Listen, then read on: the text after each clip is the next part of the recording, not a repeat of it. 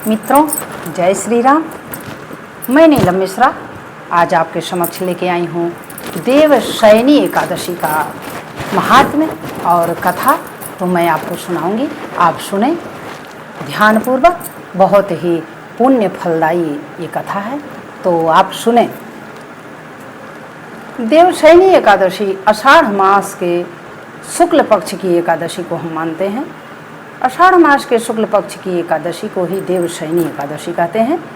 देवशयनी एकादशी को भगवान श्रीहरि जाते हैं क्षीर सागर में शयन करने, इसलिए उन्हीं के नाम पे ये देवशयनी एकादशी का नाम पड़ा है। ये बहुत ही पुण्य फलदायी है। इसकी कथा एक बार श्री ब्रह्मा जी ने नारद जी को सुनाया था।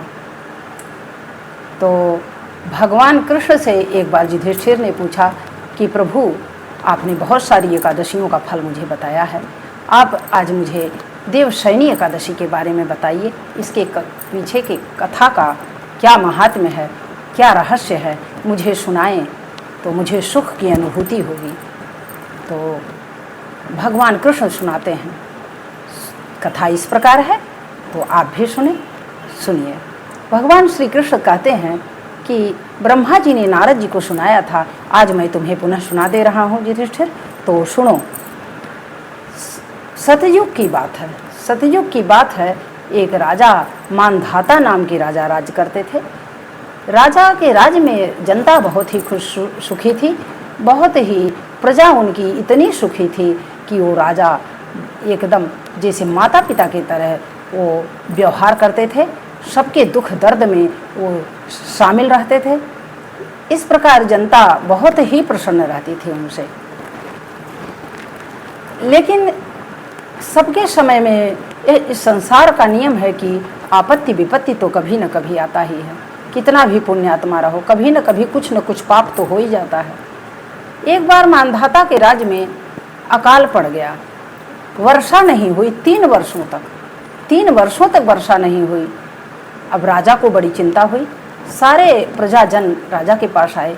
राजा के पास आकर उन्होंने कहा कि प्रभु, क्या बात है, हम लोग इतना धर्म कर रहे हैं, दान पुण्य कर रहे हैं, पूजन अर्चन कर रहे हैं, बंदन कर रहे हैं, कहाँ क्या चूक हो रही है। तो उस समय देव ऋषि लोग यही बताते थे कि अगर जिस राजा का पाप बढ़ता है उसके राज्य में हमेशा मतलब अकाल पड़ता था। मतलब जो भी घटनाएं घटती थी तो राजा के दुष्कर्म से होता था। तो राजा इस चीज़ को अपना धारण किए। राजा ने सोचा कि मेरा कौन सा ऐसा दुष्कर्म है कि हमारे राज्य में इतना बड़ा अकाल पड़ रहा है, वर्षा नहीं हो रही है 3-3 वर्षों तक। मैं क्या करूं, मेरे पास कोई विकल्प नहीं है। मैं भगवान से प्रार्थना करते करते पूरी प्रजा सब लोग परेशान हो गए, किंतु पानी नहीं बरसा। पानी नहीं बरसा तो राजा तपस्वी राजा थे। राजा ने सोचा कि अब मैं जा रहा हूँ, किसी से मिलूँगा, देव ऋषि महर्षि से, वो बताएंगे कोई न कोई विकल्प कि क्या बात है, कौन सा मैंने ऐसा दुष्कर्म किया जिसका फल जनता को भोगना पड़ रहा है। राजा निकल गए, कुछ अपने मंत्री गण के साथ गए। वहाँ धीरे धीरे जाते जाते वो पहुँच गए जो ब्रह्मा जी के मानस पुत्र थे, अंगिरा ऋषि। अंगिरा ऋषि के आश्रम में पहुँच गए। अंगिरा ऋषि ने देखा राजन को, तो बहुत ही आदरपूर्वक उनको बैठाया। कहा कि राजन बैठें, आसन ग्रहण करें। क्या बात है, क्या प्रॉब्लम है, क्या आपको समस्या है, हमको अपना दुख बताएं। आप व्यथित नज़र आ रहे हैं मुझे, आपकी व्यथा क्या है, आपका कष्ट क्या है, मुझे सुनाएं आप। राजा ने कहा कि मेरा कष्ट यही है ऋषवर कि मेरे राज्य में 3 वर्ष से वर्षा नहीं हो रही है और मेरे राज्य में पूरा हाहाकार मचा हुआ है। सारी प्रजा बहुत ही दुखी है, हम लोग बहुत ही परेशान हैं। इसका कोई विकल्प बताइए, इसमें कारण क्या है, मुझसे कौन सा ऐसा पाप हुआ है जिसके कारण बारिश नहीं हो रही हमारे राज्य में। योग बल से अंगिरा ऋषि ने ध्यान से देखा तो पता चला उन्हें कि एक उनके राज्य में कोई शूद्र तपस्या कर रहा है। तो उस समय की बात है, सतयुग की बात थी। तो सतयुग में ये नियम था कि ब्राह्मण ही तपस्या कर सकते थे, शूद्र नहीं। तो शूद्र का तपस्या करना पाप माना जाता था। अब ऋषि को पता चला, ऋषि ने कहा कि इसकी बलि दे दो, नहीं तो पानी नहीं बरसेगा कभी भी और ऐसे ही सारी प्रजा मर जाएगी भूख प्यास से, बहुत बड़ा पाप हो रहा है। तो राजा तो बहुत ही धार्मिक विचार के थे, उन्होंने कहा कि ऋषि ऐसा कदापि मैं नहीं कर सकता, किसी जीव का बलि देना मेरे वश में नहीं, परमात्मा ने जन्म दिया है तो परमात्मा ही मारने के वो अगर संरक्षण करते हैं तो वही संहार करते हैं, मैं संहारक नहीं बन सकता, मैं एक और पाप नहीं मोल ले सकता, इसलिए प्रभु कोई दूसरा विकल्प बताएं, मैं किसी का जान कैसे ले सकता हूँ। हर जीव में परमात्मा है, हर जीव में परमात्मा का वास है, मैं उसका कैसे बलि दे सकता हूँ।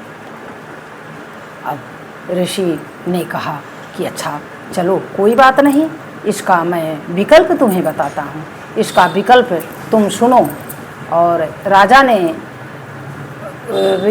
ऋषि अंगिरा ने बताया कि आप सुने ध्यान से, इस जो है संसार में आप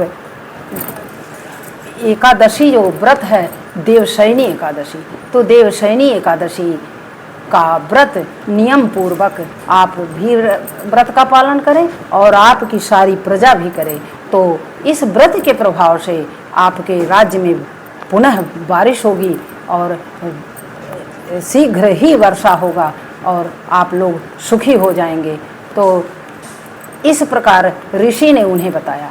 राजा ने उसका यथोचित पालन किया और अपने पूरे प्रजा के साथ में देवशयनी एकादशी का व्रत का पालन किया, दान पुण्य किया, अर्चन बंदन किया, तो परमात्मा की कृपा हुई, उनके राज्य में वर्षा हुआ और पूरी प्रजाजन सुखी हो गई, सारी मनोकामनाएं पूर्ण हो गईं। तो आप भी अगर इस व्रत को करते हैं तो आपकी सारी मनोकामनाएं पूर्ण होंगी और अंततो गत्वा आप श्री धाम भगवान के परम धाम में जाएंगे। तो बोलिए श्री हरि की जय।